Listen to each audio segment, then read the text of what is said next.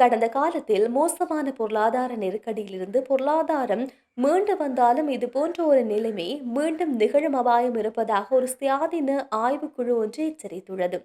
இலங்கை தற்போது ஒரு முக்கியமான கட்டத்தில் இருப்பதாக கூறிய அறிக்கையில் தெரிவிக்கப்பட்டுள்ளது என சுட்டிக்காட்டிய தென்னிலங்கை ஊடகம் ஒன்று இந்த தகவலை வெளியிட்டுள்ளது.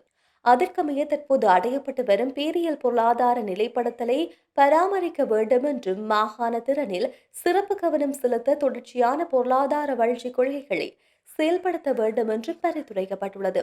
இலங்கையில் உருமாறும் பொருளாதார வளர்ச்சி 2025 தொடக்கம் 2030 நிலைநிறுத்தல் என்ற தலைப்பில் வெளியிடப்பட்ட இந்த அறிக்கை முன்னாள் மத்திய வங்கி ஆளுநர் இந்திரஜித் குமாரசாமி, மத்திய வங்கியின் தற்போதைய உதவி ஆளுநர் சந்திரநாத் அமரசேகர, மத்திய வங்கியின் முன்னாள் மூத்த துணை ஆளுநர் எவட் பெர்னாண்டோ மற்றும் கொழும்பு பல்கலைக்கழகத்தின் ஓய்வு பெற்ற பேராசிரியர் ஸ்ரீமல் அபேரத்ன ஆகியோர் அடங்கிய ஒரு சுயாதீன ஆராய்ச்சி குழுவால் இந்த அறிக்கை தயாரிக்கப்பட்டுள்ளது.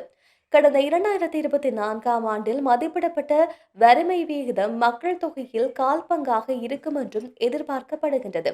இது 2021ஆம் ஆண்டை விட கிட்டத்தட்ட 2 மடங்கு அதிகமாகும்.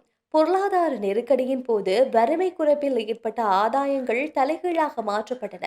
மேலும் இலங்கை 2000களின் முற்பகுதியில் அனுபவித்த உயர்வறுமை நிலைக்கு திரும்பியுள்ளது என்பதை காட்டுகின்றது. மேலும் வலிமிகுந்த கடன் மறுசீரமைப்பு மற்றும் அதிகரித்து வரும் வறுமையை தவிர்க்க கட்டமைப்பு சீர்திருத்தங்களை அவசரமாக செயல்படுத்துவது அவசியம்.